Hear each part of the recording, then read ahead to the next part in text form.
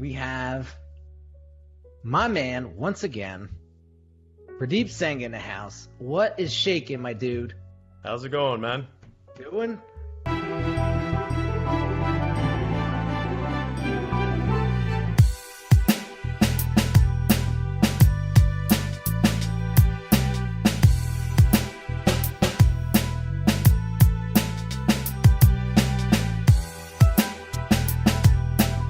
Happy Tuesday. Awesome. Pretty awesome. You guys got some crazy snow, huh? Yeah, we got pelted with snow yesterday, so Jesus. it was, I think it was up to 15 centimeters. I woke up in the morning, walked outside to go to the gym, and I could barely get out my door. Oh my crazy. God. Jesus, we got like a little sprinkling. So it wasn't anything crazy, but you know, we get a lot of snow. Like we live up on a mountain now, so we get a lot more snow than like town even gets. Oh, do you? Wow. Yeah, it's pretty crazy stuff. So I'm actually just sharing this to a couple of my friends' groups because he loves when I put my videos in his groups. Yeah, we got some pretty good feedback from the last one. We did. Thanks to Paul Savage and I hope I'm pronouncing his last name right.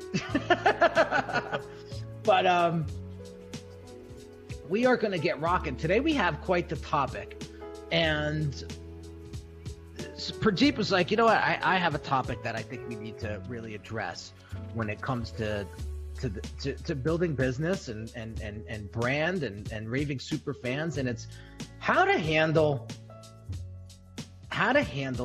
client complaints. And do you know why I picked that one? Talk to me. Yeah, I think it was your situation on Friday that gave me that idea. Yeah. So that was good. It was a hot topic, and it's something that I'm so used to in terms of dealing with client complaints. Not necessarily for myself. If I told you that I have a whole bunch of client complaints, you guys probably wouldn't use me at all. Right. But it's everybody has client complaints. It's a normal part of business. Absolutely. Now the question is, do you enjoy them or not, and how do you deal with them? Listen, I could go on for hours about this. So where do you want to start, Pradeep? You tell me. Well, you know what? Why don't we start with, if you got some time, why don't you share what happened with you last week on Friday, and then maybe we can dissect that a little bit and go from there. All right. So, it moved me, right? It moved me because it's amazing how technology could be used for great good and technology could be used for great bad. Okay. And so one of the things that we want to look at is what are the takeaways? What are the takeaways from what happened, right? One is we got to make sure that we protect our family first and foremost. Okay. So one of the things that I realized is, hold on, I'm just trying to handle a PM. One of the things we have to realize is what are our values? What are our core values? And our core values is, for me, is first and foremost my family. And if my family feels harmed in any way or frightened in any way, I need to handle that first, right? Yeah. So there'll be no more pictures of Dante on social media. Oh wow, are you serious? That's first and foremost. So I'm not going to take down what I have, but you will never see Dante again unless you come to my house. Really? Okay. And that all came about based on this one situation? Yeah. Well, she was getting private messages from bots, or it could have been him in disguise. I don't know, saying that your husband is a fraud and you should really think about who you married. Okay, so I know the situation. I was there and I messaged you and said, what the heck's going on? But everybody else doesn't. So can you give us a 2-minute rundown in terms of what happened? First and foremost, the qualification process when you're onboarding a client should be not taken lightly, okay? And the 2 clients that came in, I did not have a solid qualification process. I thought I did, I didn't. Okay. And what happened was they sort of slid through. And I thought I asked the right questions. You know, are you coachable? Yes. All right, great. So we're going to do this my way because that's what you're hiring me for. That's why you're spending the money. Okay, great. As soon as I put the first logo concept out to them, they completely became the art director. They completely wanted to take over the design project and workflow. I should have ended the project there because that's not how I work. If you want to be the art director, go to 99 Designs, go to Fiverr. I'll give you the links. Yeah. That's not how I work. Right? So wrong fit. It was a wrong fit. So things got out of hand and the process went to shit really because it wasn't respected, one. And number two, there were some leaks. I take full responsibility of this. This is my business, nobody else's. But there were some leaks. There were some pitfalls that needed to be cemented in or puttied up or taken care of. And that's what I realized needed to happen going forward, or else this problem's going to happen again. So I have a mentor who I meet with every 2 weeks, and I explained to him, this was before anything happened, right? And I said, I know in 2018 I got to refine my process. I want to tighten it up. I want to make it better. So I said, here's my process. And he got back to me and he said, here's what you're missing. You got to plug this in, man, because you want to make sure that you take people step by step in a very systematic way. You can't do a couple onboard calls or a couple strategy calls and then go straight into the design. You're not giving the client enough time to see the progression. And I said, wow, you're absolutely right.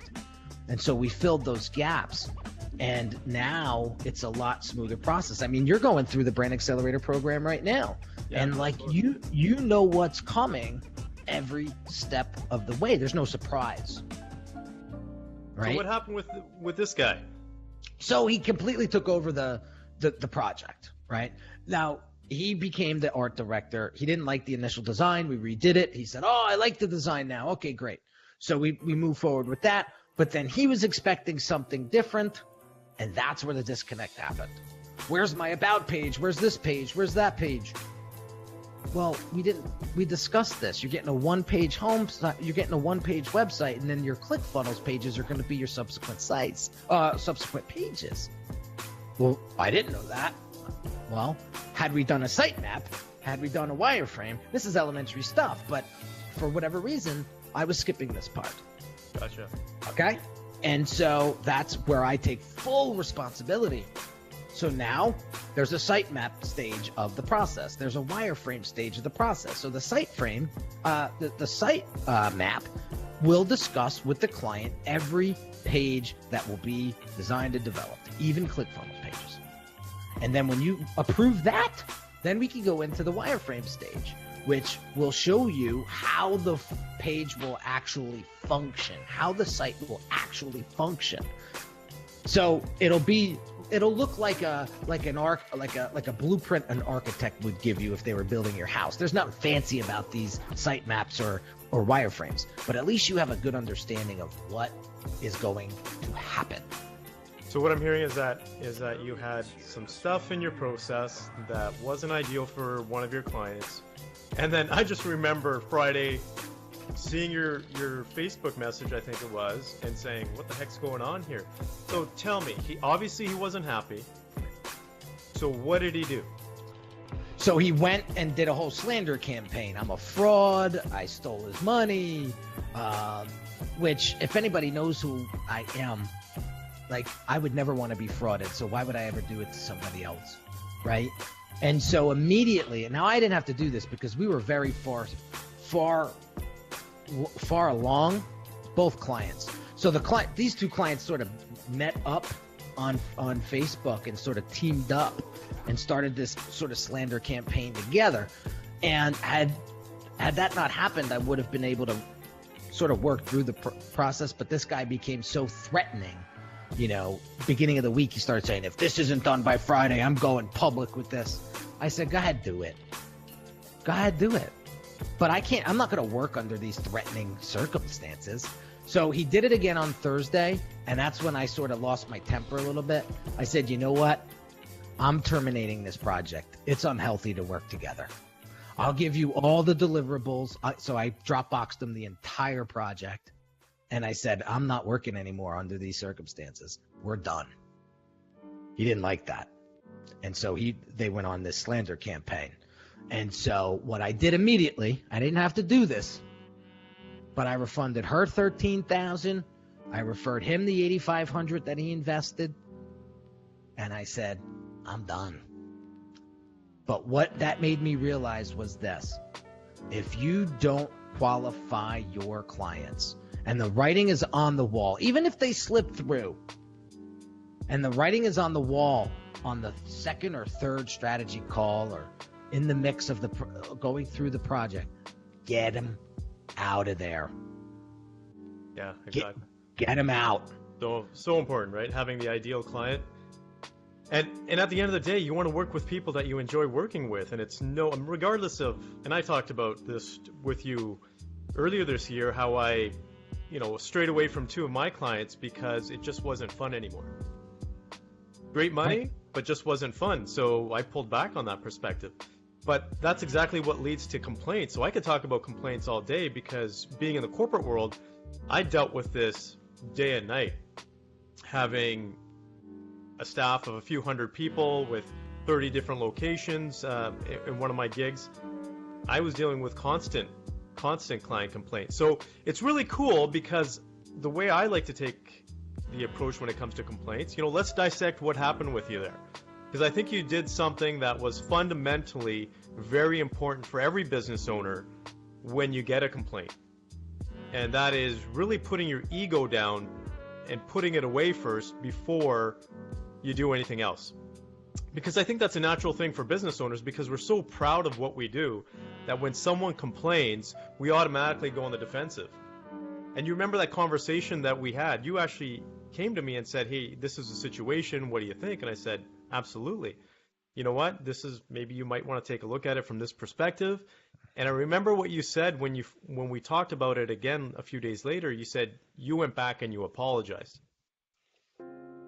And that was your first step. You put your ego away and you said, hey, look, I'm taking full responsibility for this. Whatever happened, obviously there was a breakdown of communication on both sides, but you took full responsibility. And I think that's, for business owners, that's a first step. 100%. Yeah, and that's important. And I see that all the time because we're so proud of what we do. For those of us that put the roadblock up, because I've seen this happen a number of times, people say, well, it's just that client. It's just that client.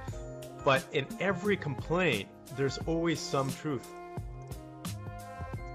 Exactly. One of my clients and one of my clients yesterday said to me, so forget what happened. What'd you take away from it?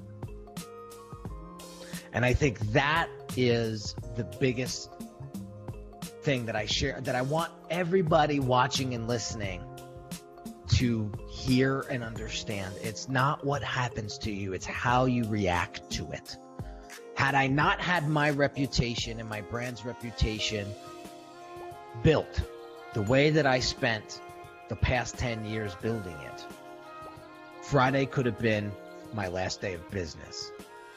Yeah, dude, I saw that guy's following. What was it? Close to 500,000 people? Yeah, but they're bots. There's not a lot of, it's a lot of bots. It's a lot of fakeness. Yeah. And that's what the sad thing is to the layman out there, where, yeah, there may be a few thousand people that are real, but people need to dig deeper. Somebody said this to me. Oh, wait, Terrell has a question. Terrell says, Pradeep, can you expand on how you handle the accountability of complaints? So maybe a little bit more detail on that. Are you talking about on the business side? How do you handle the accountability of the complaints? So yeah, Terrell, can you sort of dig? I'm a little confused too. Terrell, can you go a little bit deeper into that question, or rephrase or reframe the question? Because I want to understand can you expand on how you handle the accountability of the complaint? So I'll talk about that a little bit. So first of all, complaints are golden. Complaints are gifts. They are absolutely gifts for you as a business owner to take a look at and say, how can I improve my business as a result of it? So the accountability is 100% on the business owner. Now, the complaint could be totally unfounded, but there's always a nugget that you could take away from every complaint. And here's why. And stats show this and research shows this, that only 1 out of 10 unsatisfied clients or customers actually complains. So for every one person that actually tells you their opinion, there's 9 other people that are unsatisfied with your business. And just don't say anything. And just don't say anything. What they end up doing is at some point they just don't repurchase or they don't buy. Okay. So first of all, the accountability, you got to jump on that. So if you see it, say, this is awesome. This gives me something to work with. So if that's what you mean, I would say jump on it. But a lot of business owners have staff that are dealing with client complaints. And I think that if that's what you're talking about is the accountability from a staff perspective, it has to be a zero blame culture. Right. And go from zero blame to solution-based culture. Right. And I agree. And so I could have went back and forth with this guy and this woman until I was purple about what they didn't do, what they did do, what I didn't do, what I did. Like, I didn't think that was going to get either of us anywhere. So I just said it's gotten to the point where this isn't a good fit. So refund and move on. Yeah, absolutely. That's it. And right. You have those people that are ignorant. I think when it comes to, there's a difference between a client complaining because they care. So I would say if someone complains about your business and they have obviously a genuine complaint, it's because they care. There's something there that they're sharing with you. Now, if they're complaining to bitch and they're just completely ignorant, like the situation you were dealing with, you got to cut them off because they can be poison to your business. They can be poison to your staff.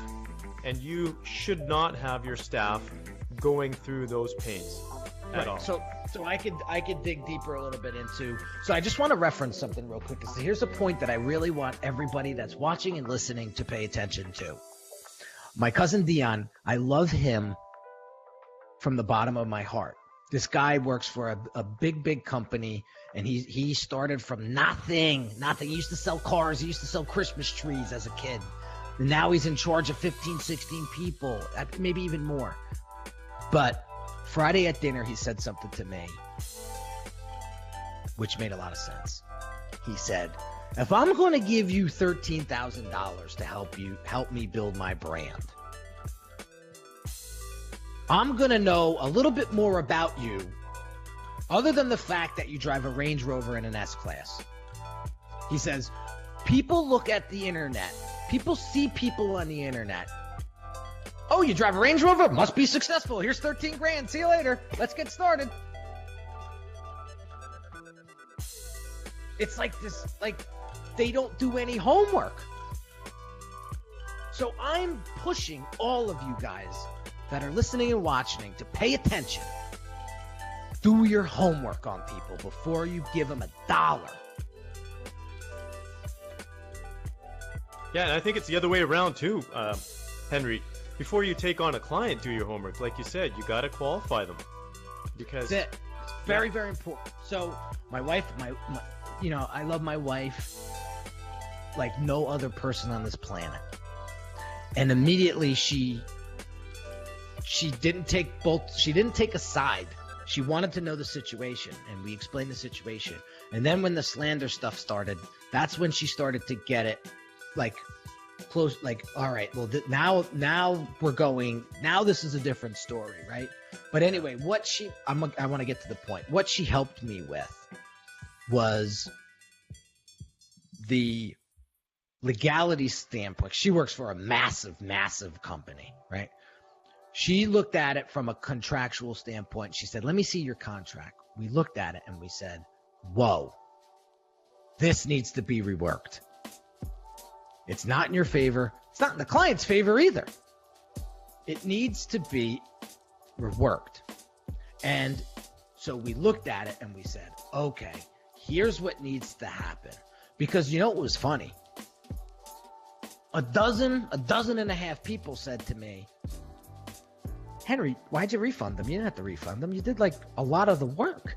You paid your people, like everything. Like, why'd you get it back? I said, my gut told me to do it. It's not about the money here. It's about getting cancer out of my life and not having it affect my team. My team is like my family, and nobody is going to bleed them. Nobody. Yeah, so, I hear you on that one. So I said, that's why I refunded. I wanted them gone. And so that's why I refunded it. It had nothing to do with how much work I had accomplished or what was delivered, what wasn't delivered. It was goodbye, just be done. But so pay attention.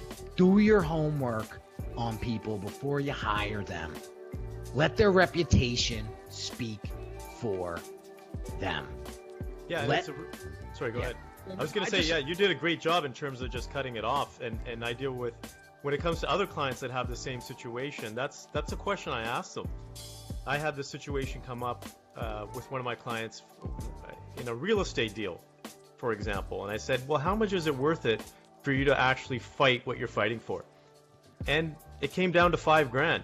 And I said, well, on average, what is that percentage-wise based on what you make for a commission on a home? Ended up being like 10%, which is nothing. I said, you really want to fight and spend all this time and effort into dealing with this one person for $5,000, for 10%. You could be spending that time and making another deal. Dude, it's funny you say that. So I grew up right outside of New York City, a big Italian family. My wife's from a big Italian family. So, and don't let the Kaminski last name fool you. A lot of Italian roots in our family. But one of the first movies I was ever exposed to as a kid was The Bronx Tale. So if anybody hasn't seen that movie yet, I advise you to go watch that movie, A Bronx Tale, because there's so many key points in it. And one of the funny parts was this guy in a neighborhood called Nicky Zero. Nicky Zero was like a lowlife, right? And Colodro was one of the main characters in the movie. And he loaned Nicky Zero $20. And Nicky Zero dodged him for months to pay him back the $20. So finally, Colodro gets pissed off and starts chasing him down the street. He wants to knock this guy's head off for $20. So the mob boss that ran the neighborhood calls Colodro over because the mob boss kind of took Colodro under his wing. He says, "What are you chasing this guy for $20 for?" He says, "It costs you $20. This guy will never ask you for $1 in his life again, and he's out of your life for $20. So what are you doing?" So I looked at this and I said, "Cost me $21,500 plus all the money that I paid my team. Guess what? For $21,500 plus a couple grand here and there, they're out of my life forever." Yeah, it's a little bit more than $20, but guess what? Some big lessons learned.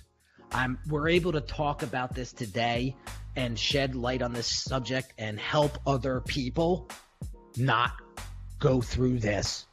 And that's powerful. I want to get back to Terrell's question real quick because he sort of did a follow-up, and appreciate you, Tay.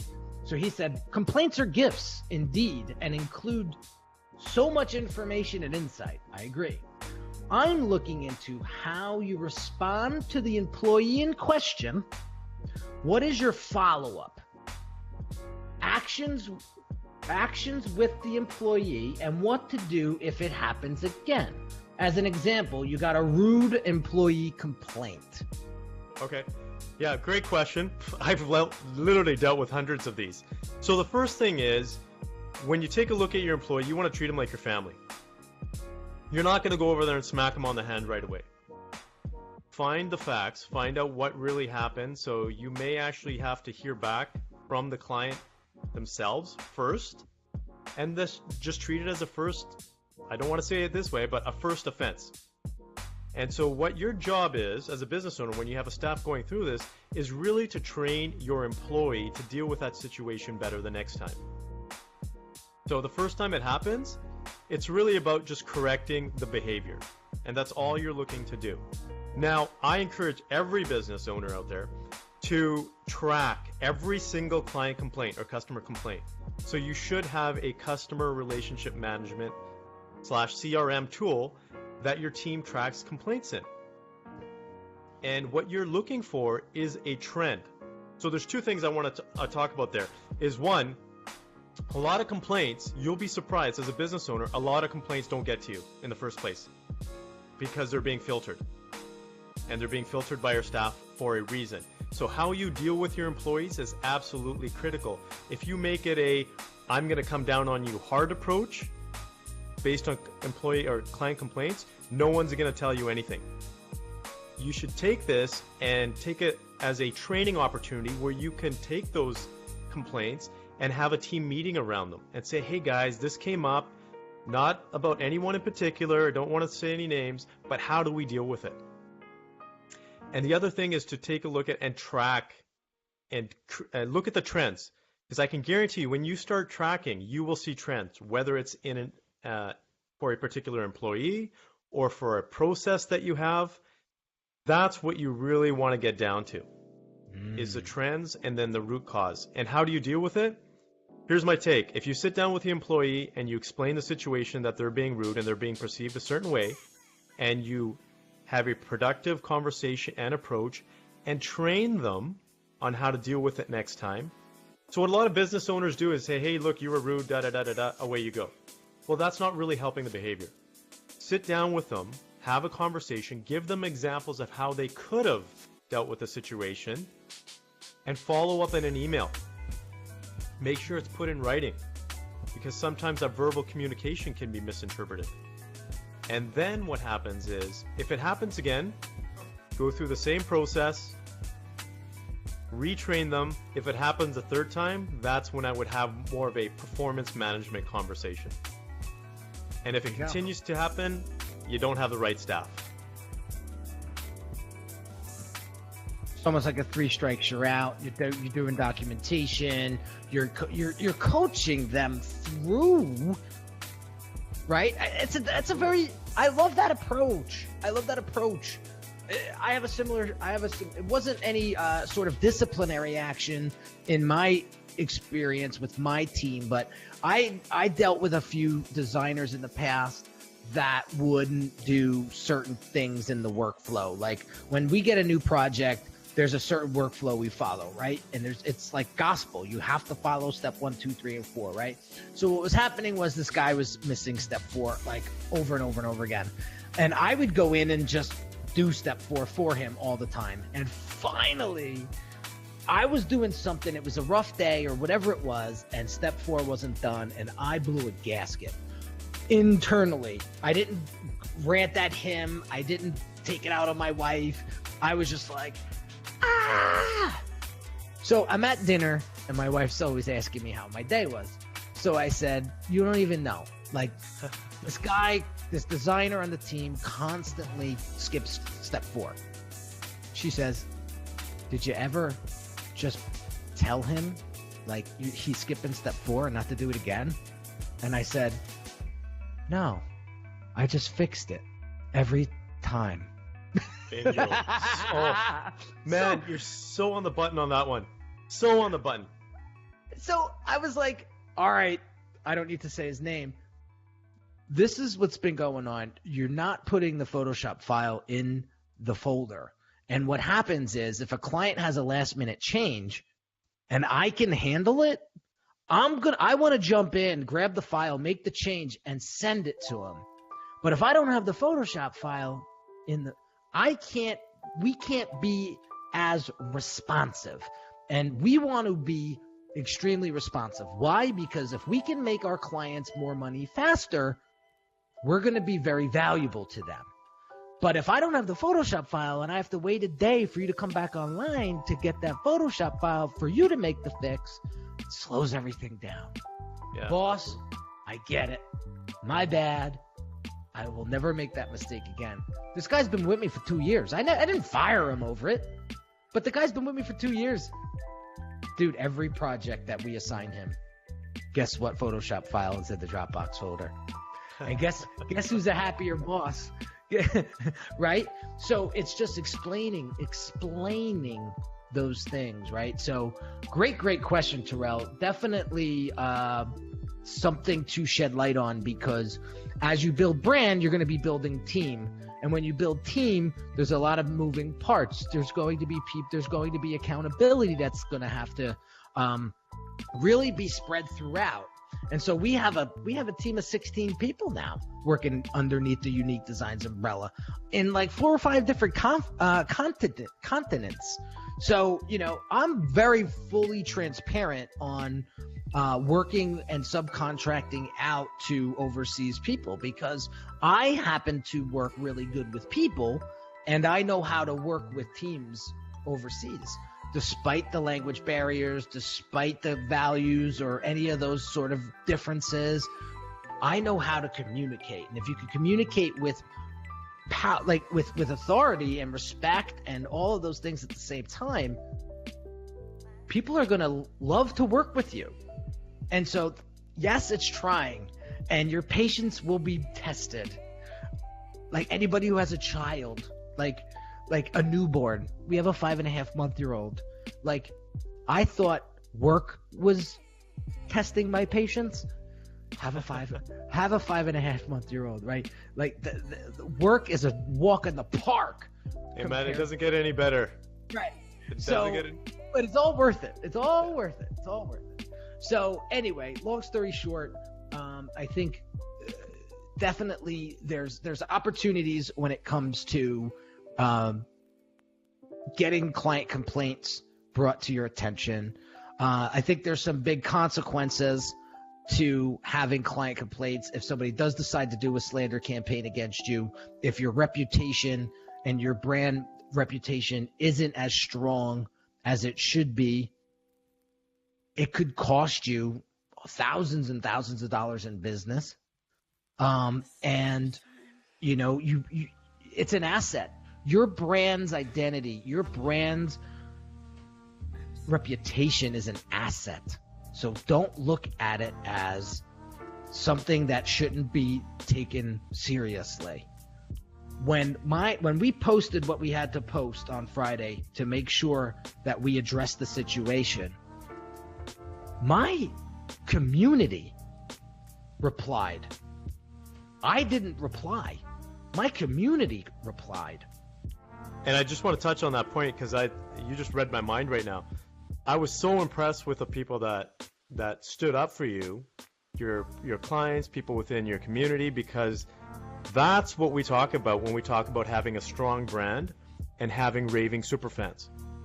I always say there's such benefit in having raving superfans, because they come to your defense when there's unfounded, whether it's complaints or other situations. You have superfans when they're the ones that are speaking up for you. And that's what we saw on Friday. Yeah. And so that's why I stress, like, investing in your brand is directly related to your bottom line. And it's sort of the conversation that I had today with my community on Facebook, and I wrote an email about it. If you're not focusing in on building your brand's inner workings as well as its outer workings, something like this happens to you, it could wipe you off the map. So that's something that needs to be you have to pay close attention to it. And like you said, there's nothing better than other folks coming to your support. I mean, I don't know how else to explain it. I mean, I didn't really say this to my community until today, but like over the weekend, when somebody gets rattled like this, like, it's tough to sort of just forget about. Some people are really good at it. I'm not. And it got to me a little bit. I'm not gonna lie, a little bit it got to me. But it was funny how serendipity works. Every time I tried to like dwell on it, I swear to God, Pradeep, I would get a private message from a random. I don't have to say I don't have to say names. But I would get a random PM and they were, hang in there, champ. We still love you. Hang in there, man. Dude, that's awesome. I know what you're going through. Oh man, if you would have told me you were working with so-and-so, I would have told you to stand clear. That guy's a mess. Like, these people were just coming out of the woodwork, which literally almost put me in tears. Yeah, that's awesome, man. Those are your super fans. You got some serious super fans happening there. And I would show my wife, and I would save them and screenshot them, and not that I'm gonna post them because it's none of nobody's business who said what, but it goes to show, man, when you freaking do the right thing, are a man of your word, it doesn't matter what complaint comes your way. It's something that could be dealt with, and it's not the end of the world. It's not. So I'm glad you brought that up. So your situation ended up in one specific manner. You gave the money back, which was great on you. You really put yourself out there, and you did something that perhaps a lot of business owners wouldn't have done, and refunded them the entire amount.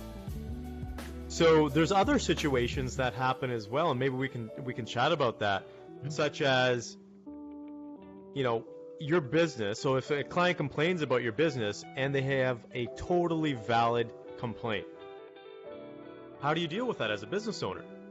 Take ownership. Own it immediately. Yeah. And we talked about this before as well in terms of the emotional piggy bank and how that just doesn't work in your personal relationships. It works within the relationships that you have with your clients as well. So this is something for every business owner out there. For every one good interaction that you have with your client, you're depositing one emotional dollar, let's just say, in your piggy bank. So that person is getting connected with you within that $1. Every time that you have a negative interaction, let's just say your staff is rude to them, you don't deliver on time, whatever the situation is that pisses that client off, you've just withdrawn $5 out of that piggy bank. So you have to work 5 times as hard to rebuild that relationship, to put those dollars back into the piggy bank. And that's where a lot of business owners, I wouldn't say fail, but they are challenged. They'd like to approach it and say, okay, this guy had a complaint, I'll just go in there and I'll solve it, and away we go, back to normal business. Well, that's not necessarily the case. You have to put in 5 times the effort. If that means sending them a gift, if that means doing a triple follow-up, for example, whatever that is, just keep in mind 5 times the effort to get this person back to where they were before they had the complaint. So true. So true. And the same thing goes with people that may or may not be a client of yours yet. Right? So for example, I have people reaching out to me constantly like, hey, can you look at my Instagram account? Can you look at, this? Can you look at that? And if I have the time, I'll do what I can to try to get them in the right direction. They may not become a client right now. But you keep throwing some change in that piggy bank, eventually it'll come back to you somehow, some way. Give you another quick example. So you guys know that I love coming on social media and sharing my journey as an entrepreneur. Well, I had a fan on Facebook reach out to me in a private message, and he said, dude, you put out so much gold. If you ever need to chat about strategy or something like that, or if you have a question about something, because I had posed a question and he saw the question and he knew that he could provide some value to it. He said, dude, just give me a ring. Like, I'm not going to charge you. I don't care. Like, and so what did this guy do? He got on a call with me 2 days later for an hour and a half, then followed back up with me for another hour. And literally we did a Skype call and he was like coaching me through some stuff. And I was just like, priceless. And that's just by me putting myself out there on social media and sharing just my everyday thoughts and my journey as an entrepreneur. And not every day is going to be a walk in the park, you know? But anyway, that's depositing, like, I forget what my sales coach said, but he brought this up. He says, you know, when you just go and help somebody but not worrying about if you're going to become a client or not, like, you just deposited a reciprocity coin, I guess, in right? And eventually when that piggy bank fills up, you're going to get it back somehow. And so that's the way you kind of got to look at it. And, you know, your time is money. Your time is worth something. I'm not saying go out and be Mother Teresa and try to save the world for free. But, you know, if you have the time, do it, you know, and don't worry about what's going to happen back to you. Just do it. And again, it comes back to you somehow, some way. So, yeah, I think that's critical. I think that goes back to just the basic fundamentals of being a business owner. And especially when you have a challenge like you faced on Friday or any client complaint, it's really the biggest thing is to really practice empathy. Put yourself in the other person's shoes, because that is so critical. So what will probably happen with you, Henry, as a result of this is now you've shared your story, people have seen what has happened, and you're going to get more superfans as a result of it. Your brand is going to expand as a result of it, because people are going to say, hey, look, this guy means business. This guy is true to his word. Look what he did. He refunded, even though you completed most of the work, 95% of the work, you refunded the whole amount. So this guy's legit. He's authentic. He means what he says. He stands behind basically your brand. And so that is such an important fact and thing to remember, is that whenever you have a complaint, you can always turn that situation around in your favor. Let's just say you had kept these people on and it was a different situation. Well, people need to realize that one of the easiest ways to create a superfan and multiply that effect is to correct a complaint and give that person an amazing experience after, because they'll tell everybody. They'll say, hey, look, I wasn't happy. This is what happened. But the guy came back and did this. So if these two people aren't spreading the word that you gave them all their money back, well, shame on them. Because that's too bad from their perspective. But there's always an opportunity to turn things around. And I think you just did a brilliant job there, because people are going to be talking about this forever. Yeah, I appreciate that, Pradeep. You know, it's I wish I could say, you know, it'll never happen again. You know, you never, it would be foolish for me to even say that and unrealistic. But what you can do is learn from the situation, respond to it the best you can, and move on. And take that energy and put it towards new business. Put it towards a Facebook Live like this to help other viewers and other people and listeners, you know, that may be going through something similar, some answers or a perspective, or just to have somebody. I had a guy over the weekend say, he did this to me a year and a half ago, and I just didn't respond to him at all. And just, they didn't say run away, but they just like, I just hid. And I was like, well, that's not in my cards. Like, and I'm too much out there to do that, right?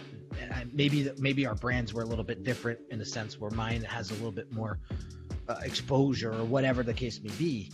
But like, just to let someone know that you've gone through a similar situation gives that sense of, so I'm not the only person that this is happening to.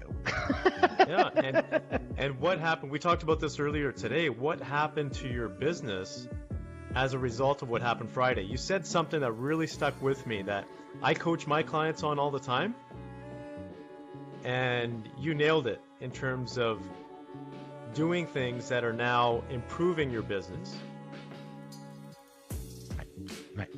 Right. Oh, well, did you want me to? I wanted, because you said it. You told me, and I was just like, well, wow, what did I say exactly?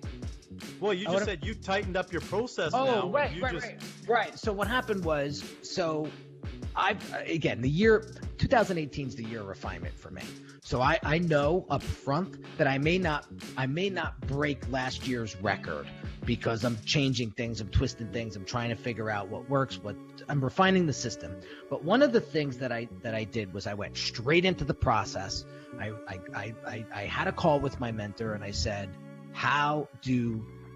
here's my process. What do I need to do to fix it? Or how can I improve it? And he showed me the gaps. And I spent a good hour and a half inside of my project management software adding in those gaps. And then when I took my current clients that are just starting the Brand Accelerator program, I switched them all over into the new workflow, and without them even knowing. And I just had them in the new workflow because I said, this is what they need. I don't want to fall into the same pothole that I did with these guys. So I immediately went into execution mode. Let's fix this. Let's make it right, because we need to serve. We have a customer experience that we want to deliver at this level. And without fixing this, we're going to constantly hit that turbulence. And so, but it's crazy, Pradeep. I'm just paying attention to time. But it's crazy, Pradeep, how somebody will go through a situation like this and not make any change. Yeah, absolutely. So maybe what we can do is recap. I know we have a couple of minutes here. Yeah. Why don't we recap for the audience what the key takeaways are? Whew. So maybe I'll start. Please. I think, you know what? Like I said before, if someone complains, take it as a gift. It's an amazing thing. It's an opportunity for you to take a look at your business and what you can improve on.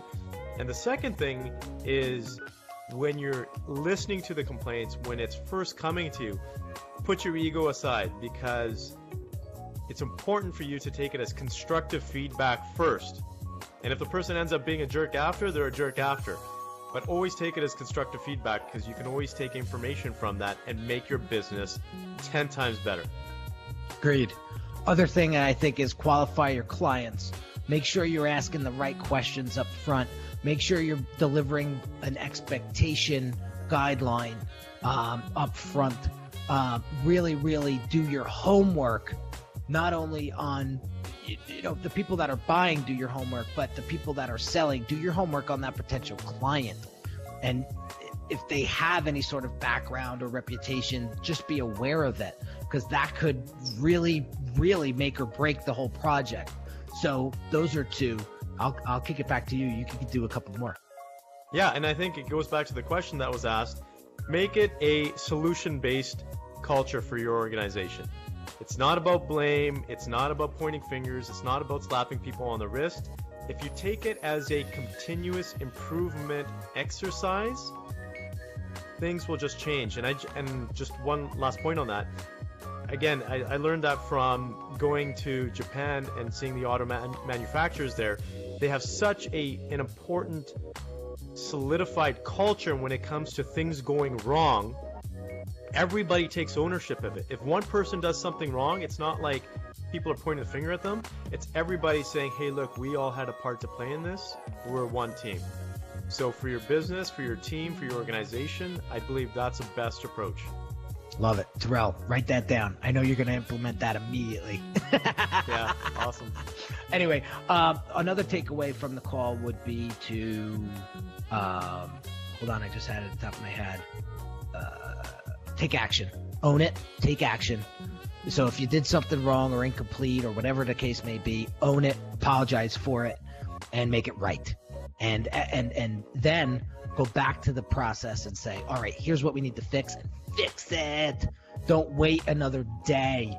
Fix it, get it done. It'll be a peace of mind, and you'll be like, until the next hiccup. But at least you know that you won't have to deal with that one. Yeah. And appreciate it, Henry. I just want to say from your perspective, I told you I was going to put you on the spot, but I didn't give you much details. But I really do appreciate you opening the kimono, man. It's not easy to deal with customer complaints, and it hits home. You know, we take pride in our businesses, and when someone says something, especially goes out to the media the way they went out after you, it takes a lot of guts to talk about it openly the way you did. So just want to give you some props for that, man. Appreciate you, Pradeep. And listen, I've been really enjoying these calls with you. I feel like we're quite the tag team. And you know, you've also shed a lot of, as a client of mine, you've shared a lot of insight and feedback and wisdom and gave me some profound sort of feedback. And I can't thank you enough for that. That like feedback like that is worth hundreds of thousands of dollars, you know, for the future. So I just want to say thank you for you being an awesome client and going above and beyond, you know, by giving this feedback. And I'm not even at our exit interview yet. And, you know, I'm getting some stuff back from you already, which is fantastic. So guys, I just want to thank everyone who tuned in today. We're going to be doing these every Tuesday at noon Eastern. If you have any topics that you want us to discuss, either drop Pradeep a private message or drop myself a private message.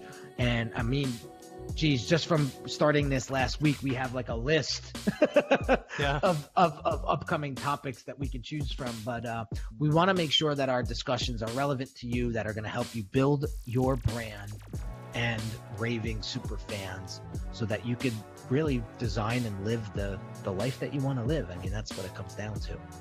What it comes down to, man. That's what we're here for, to help people. All right, guys, listen, have an awesome Tuesday. Pradeep, let's keep rocking.